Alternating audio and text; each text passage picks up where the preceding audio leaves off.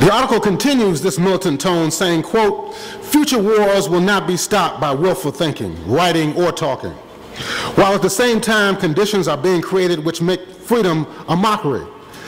Adequate organization to make all peoples free, adequate organization to stop fascism, imperialism, and all other forces of exploitation is the only effective method to ensure world peace, unquote.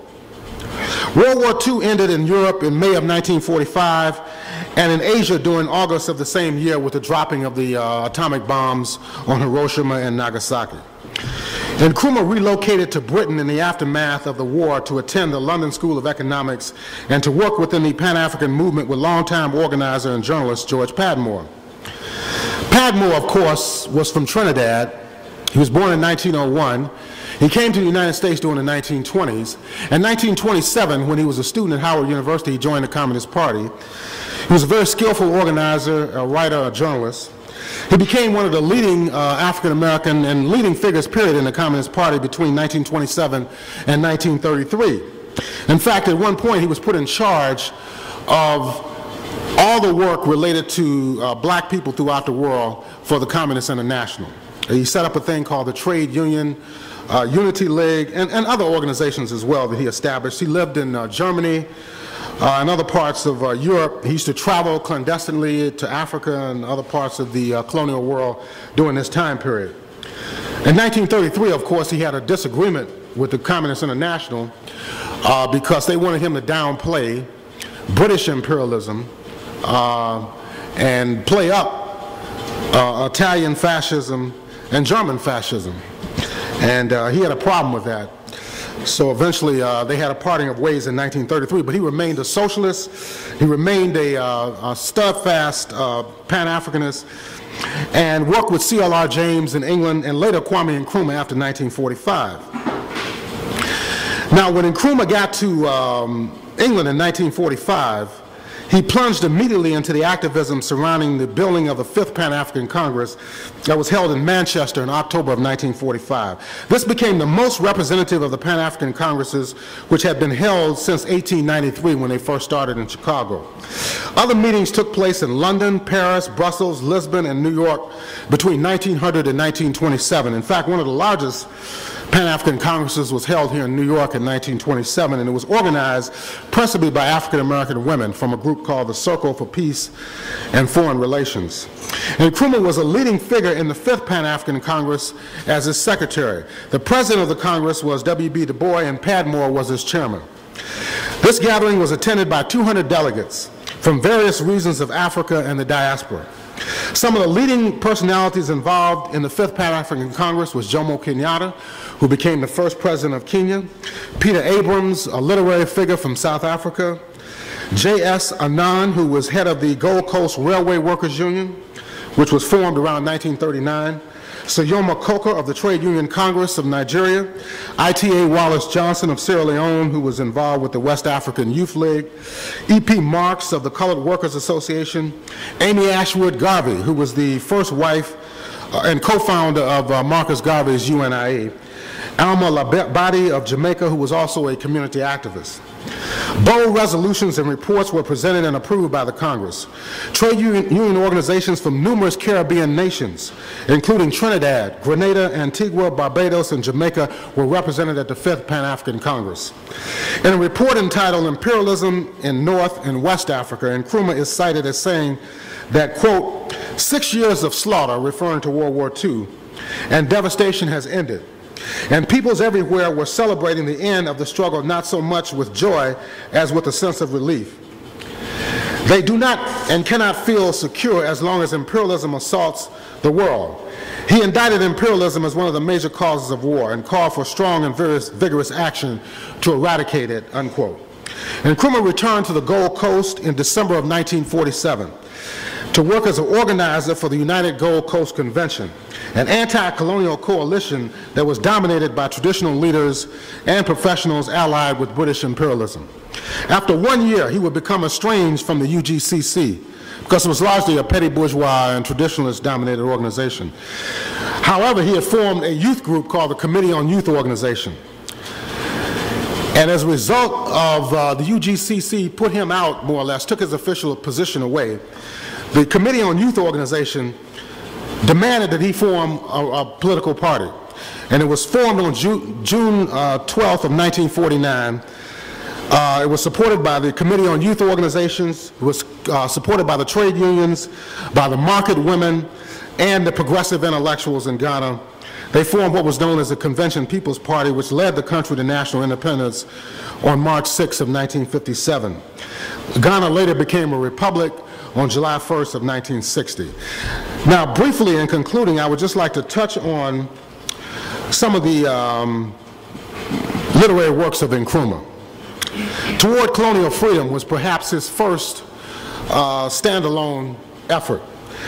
It was published in 1945 in England. Nkrumah had written a draft of this anti-imperialist monograph that was influenced heavily by Marx and Lenin before leaving the U.S. in May of 1945. When he arrived in England, he raised enough funds to publish the book on his own. It was later published in Ghana after independence in 1962. The Accra Evening News, that was formed in 1948 and continued to, he was overthrown in 1966. This was the newspaper of Kwame Nkrumah. It was formed in October of 1948 when he was being removed from his official position with the UGCC. The CYO published and circulated the newspaper, which was attacked by the British colonialists as well as African reactionaries in the Gold Coast. And Nkrumah said, quote, "I fail to see how any liberation movement could possibly succeed without an effective means of broadcasting its policy to the rank and file of the people," unquote. Then, of course, Ghana, the Autobiography of Kwame Nkrumah, that was published in 1957. This book was issued at the time of national independence and includes Nkrumah's personal account of his own political development and the struggle for liberation. I Speak of Freedom, published in 1961, a collection of speeches by Nkrumah from 1951 to 1960. The talks largely centered on the strategies for national liberation movements building and the construction of independence governments in the post-colonial period. Africa Must Unite, 1963. This book was on the problems and prospects for African continental government. The book examines the economic exploitation of Africa by imperialism and the dangers of military and political alliances with the imperialist states. We see that today very clearly through AFRICOM.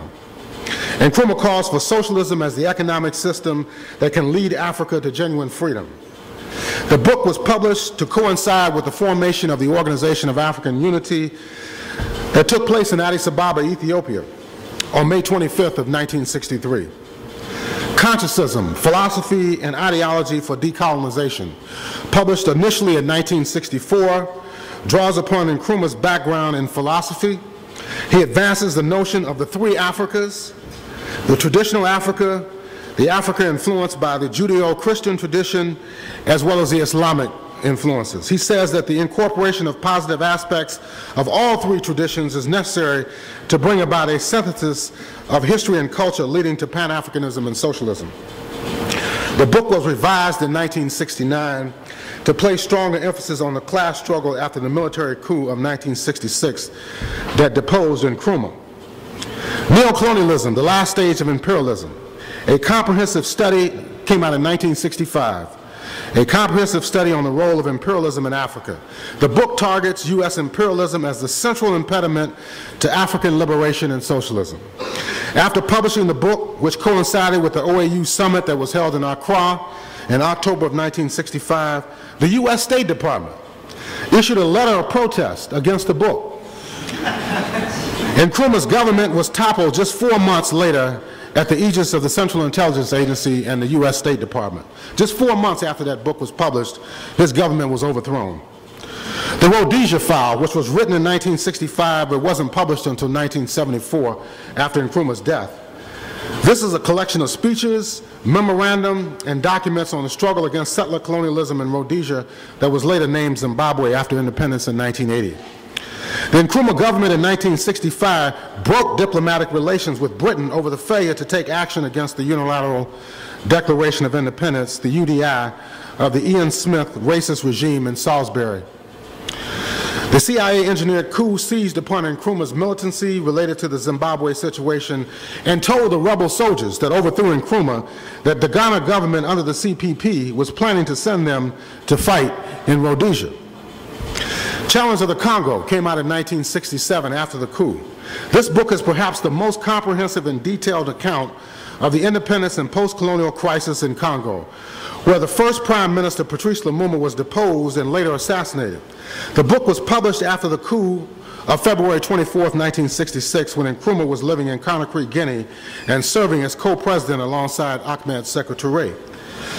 And of course, Workers' World Party, in its early days, supported the independence struggle in Congo and also spoke out very strongly about the role of the United Nations in undermining Congolese independence.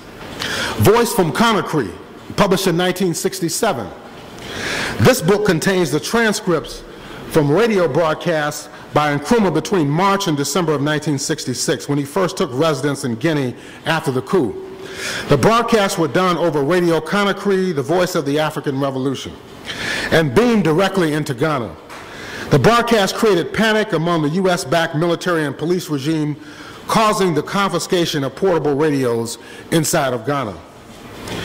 Axioms of Kwame Nkrumah, published in 1967, a collection of short extracts from the writings and speeches of Nkrumah. It is subtitled Freedom Fighters Edition. Dark Days in Ghana, published in 1968. Nkrumah details account of the forces that staged the coup in 1966. The book also chronicles the political and economic debacle after the coup and the resistance to neo-colonial rule. The Handbook of Revolutionary Warfare, also published in 1968, a compelling guide to the armed phase of the African Revolution. Nkrumah identifies imperialism as the principal enemy of African peoples. He outlines the various classes and sectors within African society and their role in the revolution. The Struggle Continues, published in 1968, a collection of 6 pamphlets, one written in 1949 entitled What I Mean by Positive Action, and 5 others completed in 1967 and 68 on the specter of Black Power, where he spoke directly to the Black Power movement in the US and Britain. The Struggle Continues, Ghana, The Way Out, The Big Lie, and 2 myths, the myth of the Third World and the myth of African socialism. Class Struggle in Africa, published in 1970. This book is a succinct overview of the class forces in Africa and their relationship to world imperialism. And Nkrumah states that the Black Revolution in the US and the Caribbean is part and parcel of the African Revolution on the continent. The role and status of workers, students, the police, and the military are examined. Revolutionary Path, 1973. This book was published posthumously.